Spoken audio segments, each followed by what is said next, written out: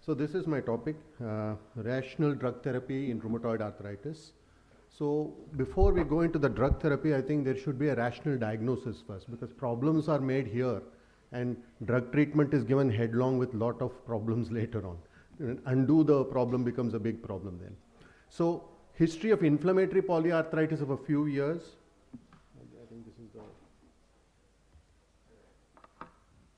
of a few years with typical RA joint damage deformity is not a diagnostic dilemma. You don't even need to do the serology there.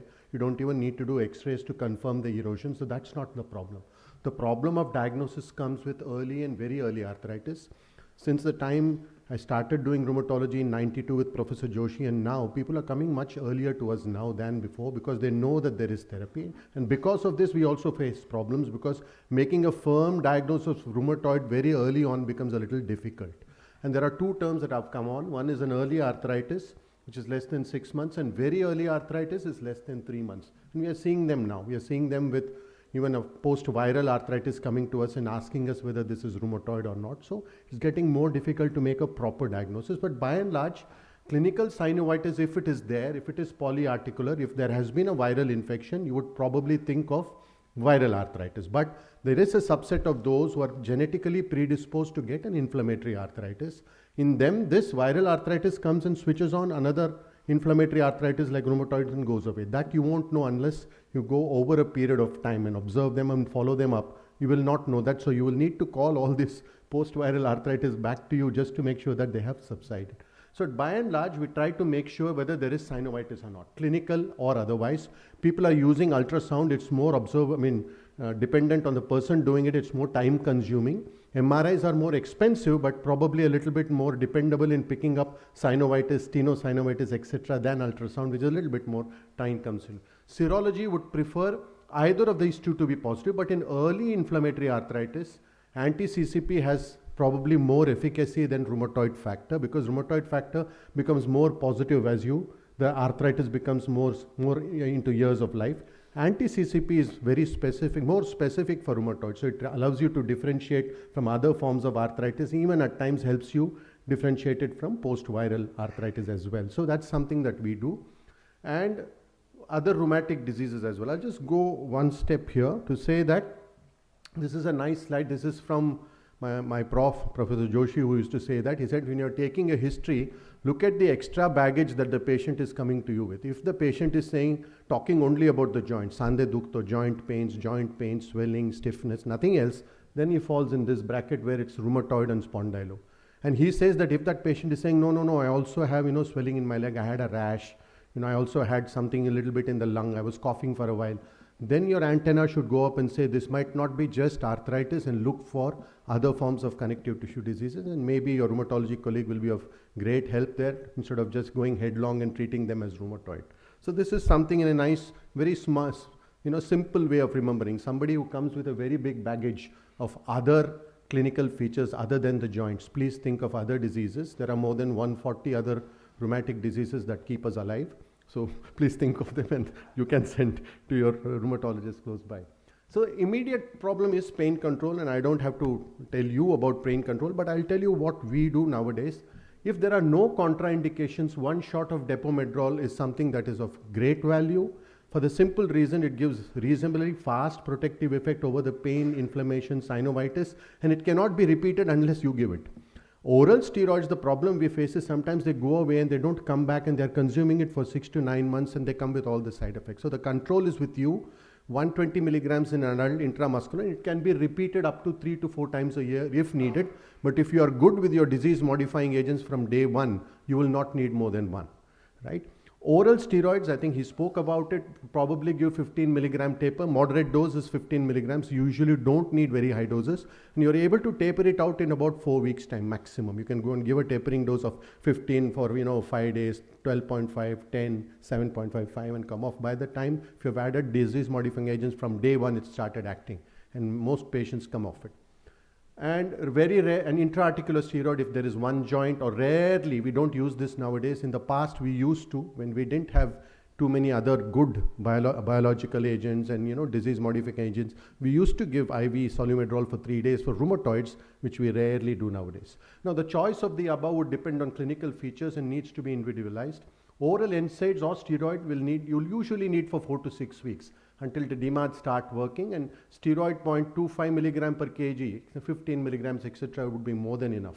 If adequate doses of disease-modifying agents, conventional or biologics, are given to patients, patients do not need NSAIDs or steroids for more than a few months. The pains that remain behind after DMARDs have started working can be well managed by Dolo, myospas, ultrasets, etc. You rarely need anti-inflammatories and steroids if your disease-modifying agents are working well. So as regards the disease-modifying agent, these are the few that are there in the market. There are a few more which I don't use much, but these two I've highlighted because they're actually the ones that really work in patients. Salazopyrin also works. We tend to use it in women who are trying to plan pregnancy, etc. For buck, these are the two ones, especially methotrexate is still the drug of choice when we start patients with rheumatoid arthritis. It's for many reasons. It can reduce inflammation reasonably quickly, 4 to 6 weeks. The doses can be titrated depending on the disease of the patient. For some it's 15, for some it's 17.5, for some it's 20. The third thing is it does reduce radiological progression. It's one of those few drugs that has been known to increase life expectancy. So long-term studies, it's been used for 60, 70 years. So that's the kind of data we have on methotrexate. The important thing though is to go up to 25 milligrams per week, which is hardly done. People just give 10, 15 milligrams and they think that it's not working. But that's never to be done. Often we switch them over to a subcutaneous injection, although the vial says intramuscular, you need to give it subcutaneously. And you can go up to 20 milligrams, wait for about 3 to 4 weeks and go up to 25 even. And you'll be surprised that the ones who are not responding on 15 do very well on 25 subcutaneous. And many of our patients learn and take it on their own. So the usual side effects we know about, GI, oral ulcers, etc., which the folic acid that we give can take care of. Although it's said that 1 tablet of folic acid per week is enough. Indians probably, they have some amount of folic acid deficiency, may need to give a little more. Avoid it on the day that you give the methotrexate. Too high doses of folic acid can interfere with the efficacy of methotrexate. Hypersensitivity, pneumonitis and nodulosis are rare and we see it once in a while. Leflunomide is something as good as methotrexate, but probably I will put it second in the list because the only 2 doses are there, 10 milligrams and 20. And as we all know, everyone's rheumatoid is very different, just like diabetes. 1 tablet might mean 15 milligrams might be adequate for some, and some might need 17.5, 20. So increasing and decreasing methotrexate is easier than you can do with leflunomide, and that's why methotrexate still holds its fort. Equipotent, but less flexible dosing. Loose motions, increased transaminases, just like methotrexate, can also involve the lung like methotrexate. Weight loss is something that we see, and peripheral neuropathy if you're using it for a very long period of time.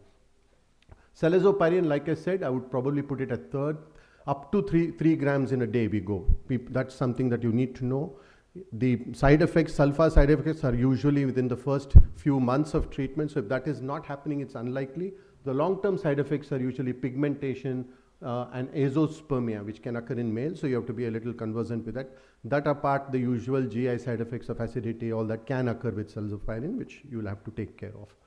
HCQS I put last because it's a good drug. Yes, it's a very basic drug, but it's not as potent as I would say methotrexate or leflunomide is in controlling the actual bad rheumatoids that come to us. So therefore, it's an add-on drug. Many people add it on to methotrexate to reduce the liver side effects of methotrexate. There are a few studies that say that, but I wouldn't probably give it as the only drug in most patients.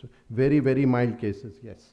So majority of rheumatoid patients can be managed effectively with adequate doses of conventional DMARDs, either as monotherapy or as combination. There is one called step up where you start with one and add on the other quickly in 6 to 8 weeks if there is no control. There is called step down. There is no actual evidence to suggest one is better than the other. I prefer the step up because the side effects of 4 or 5 drugs together for me is a little more than one after the other getting added on. So I prefer that. But I do increase the dose of that monotherapy quite quickly to get hold of it. So small molecules are there, the JAK2 inhibitors, like you've heard the names that have come up, and the biologics that have come. By and large, both the above are added to conventional agents. They are not usually given alone, but added. The 5 Ds, I think this is one of the important slides that I would like to get home through. Before starting a switching, make sure that the disease diagnosis is correct before you escalate therapy. Second thing is make sure the correct drugs were used until now before you think of biologics and other big things. Make sure correct dosage was used, like 25 milligrams of methotrexate, if tolerated, should have been used before you say it's not working. The appropriate time has to be given, and disease is active. This is the most important thing. Many times the drug therapy is escalated only because the patient has had pain and nobody has gone into the details of why the pain is occurring. It might be a damaged joint that is causing pain. It might be secondary fibromyalgia that's causing pain. It can be a osteomalacia because the patient is not going out. So you have to see that before you really say that this is, uncontrolled rheumatoid and I'm going to hike therapy. That's something that we see very, very clearly in the clinics. And this is this huge list of drugs that have come. I don't want to go into the details. You can go through this, but I've just highlighted the ones that are commonly used: etanercept, adalimumab, infliximab, tocilizumab, Ritux. And tofacitinib is a new kid on the block that we are using more and more. It's a tablet form. You have to be careful with its side effects too. So nobody speaks about this. For every 100 articles that tell you how to start a new drug and add a new drug, there is one somewhere who's nobody looked at as to how to reduce drug. That's the first thing that the patient asks you. When a patient of RA is clinically and lab-wise stable for a year, one can try to reduce medications. So from 20, you can make it 17.5 for 6 weeks and then down to 15. A proportion of patients are able to do that. So you have to give it to them that you can reduce and see, because you can reduce the side effects. Reduce biologics first and then conventional DMARDs. Biologics, you can either reduce the dose or increase the interval. Many times we increase the interval. If it is 2 weekly, we make it 3 weekly, 4 weekly, like that. And many patients are able to reduce the DMARDs to a lower maintenance dose and they are happy. And reduction of therapy is difficult in those with raised inflammatory markers, very high serology and resistant polyarthritis, and especially those. So in this group, you have to be a little careful while reducing.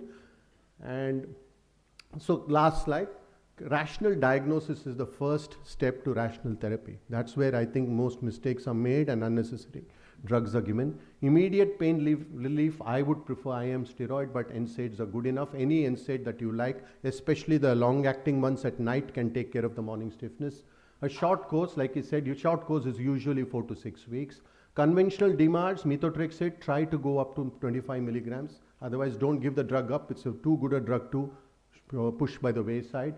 Salazopyrene, hydroxychloroquine, we add to methotrexate.